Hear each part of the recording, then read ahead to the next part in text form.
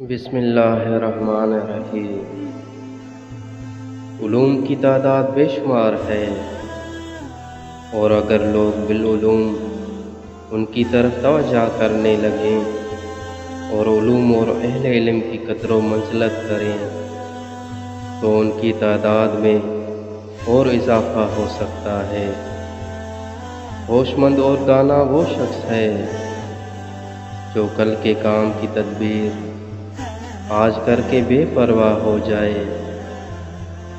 جب تک صحت و حواس، قوت بدن اور بے فکری میسر نہ آئیں کوئی کام انجام نہیں پا سکتا۔ نیک عادات خیر کی علامت ہیں، مسکراہٹ روح کا دروازہ کھولتی ہے۔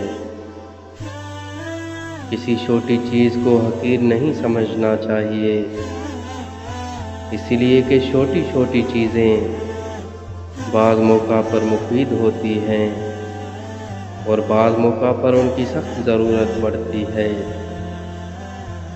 دنیا میں سب سے مشکل کام اپنی اصلاح ہے اور سب سے آسان کام دوسروں پر نکتہ چینی کرنا ہے۔